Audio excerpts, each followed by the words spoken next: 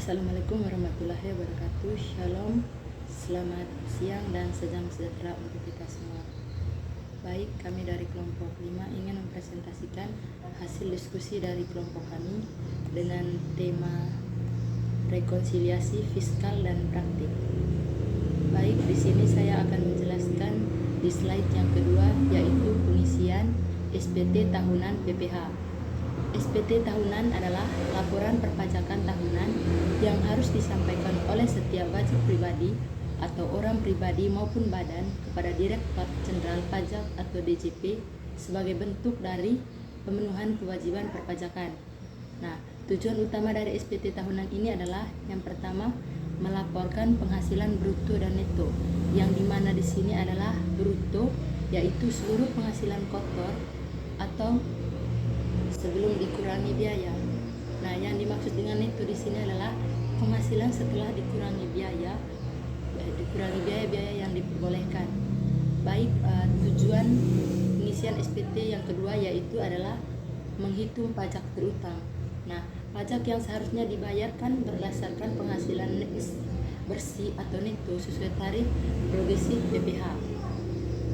Tujuan yang ketiga yaitu mengkreditkan pajak yang telah dipotong atau dibayarkan, yang dimana di sini adalah pajak yang sudah dipotong oleh pihak lain, misalnya oleh pemberi kerja, dapat dikreditkan atau dikurangi dari pajak berutang.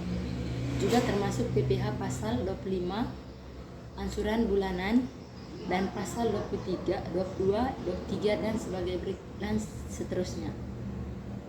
Baik, tujuan yang keempat yaitu menentukan kelebihan dan kekurangan biaya. Jika kredit pajak lebih besar dari pajak terutang atau lebih besar atau bisa diminta kembali atau kompensasi. Baik, kita lanjut ke slide yang ketiga yaitu SPT tahunan PPH. Pengertian SPT tahunan PPH.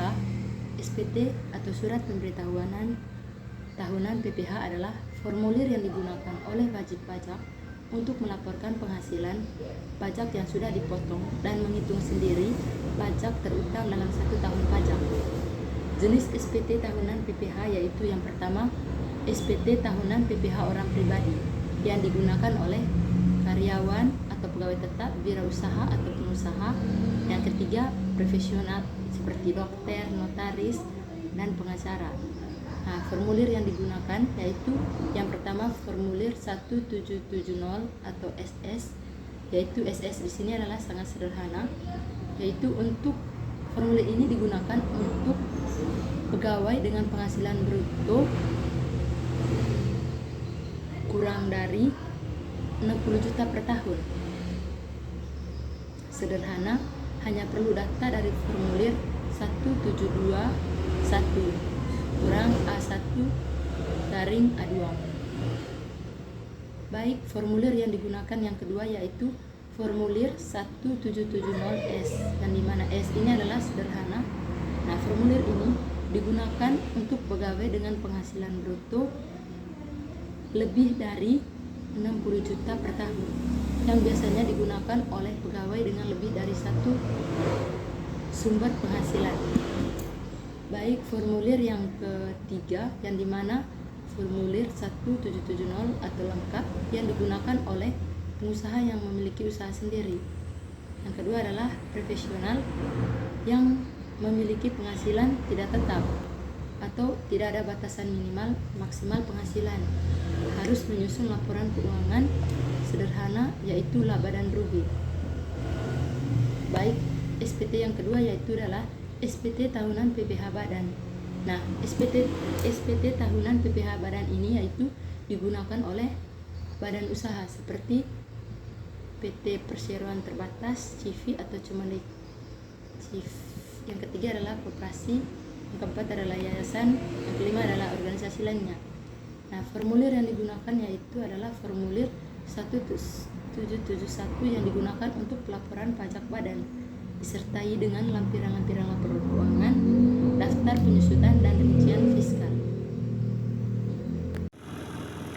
Dan yang berikut rekonsiliasi fiskal, yaitu proses penyelesaian antara laba menurut laporan keuangan komersial atau yang berdasarkan standar akuntansi dengan penghasilan kena pajak menurut fiskal atau yang berdasarkan undang-undang pajak penghasilan. Dan yang berikut rekonsiliasi fiskal dilakukan oleh YP yang wajib menyelenggarakan pembukuan karena terdapat perbedaan perhitungan khususnya laba menurut akuntansi atau komersial dan laba menurut perpajakan atau fiskal. Dan yang berikut laporan keuangan komersial atau bisnis ditunjukkan untuk menilai kinerja ekonomi dan keadaan finansial dari sektor swasta disusun berdasarkan PABU yaitu SAK. Dan yang berikut laporan keuangan fiskal lebih ditunjukkan untuk menghitung pajak disusun berdasarkan peraturan perpajakan Undang-Undang PPH. Perbedaan dasar penyusunan laporan keuangan ini mengakibatkan perbedaan perhitungan laba atau rugi suatu entitas YP. Dan yang berikut rekonsiliasi fiskal dilakukan untuk mempermudah pengisian SPT tahunan, PPH, dan menyusun laporan keuangan fiskal sebagai laporan SPT tahunan. Dan yang berikut teknik rekonsiliasi fiskal. Yang pertama, jika penghasilan diakui menurut akuntansi tetapi tidak diakui menurut fiskal, rekonsiliasi dilakukan dengan mengurangkan penghasilan tersebut dari jumlah penghasilan menurut akuntansi yang berarti mengurangi laba akuntansi. Terus yang kedua, jika penghasilan tidak diakui menurut akuntansi tetapi diakui menurut fiskal, rekonsiliasi dilakukan dengan menambah penghasilan tersebut pada jumlah penghasilan menurut akuntansi yang berarti menambah laba akuntansi. Yang ketiga, jika biaya diakui menurut akuntansi tetapi tidak diakui menurut fiskal, rekonsiliasi dilakukan dengan mengurangi biaya tersebut dari jumlah biaya menurut akuntansi yang berarti menambahkan laba akuntansi. Yang keempat, jika biaya tidak diakui menurut akuntansi tetapi diakui menurut fiskal, rekonsiliasi dilakukan dengan menambahkan biaya tersebut pada jumlah biaya menurut akuntansi yang berarti mengurangi laba akuntansi. Rekonsiliasi fiskal dan kasus pengisian SPT. PT Maju Bersama memiliki laba komersial sebesar 500 juta.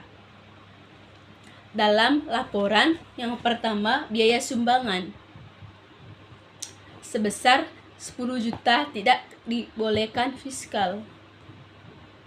Yang kedua, bunga deposito sebesar 20 juta sudah PPH final.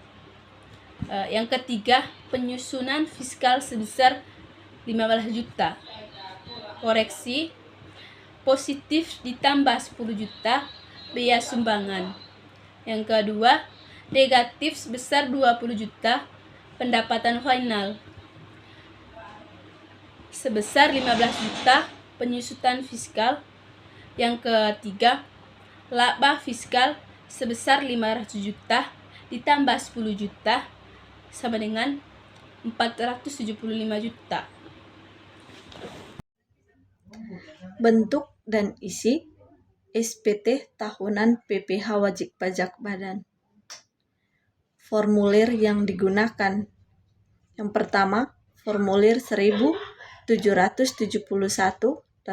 (induk). Yang kedua, lampiran-lampiran. Bintang pertama, laporan keuangan. Yang kedua, rekonsiliasi fiskal. Yang ketiga, daftar penyusutan atau amortisasi. Yang keempat, bukti potongan PPh 23/25 final. Yang kelima, daftar utang atau piutang dalam kurung jika diperlukan. Terima kasih.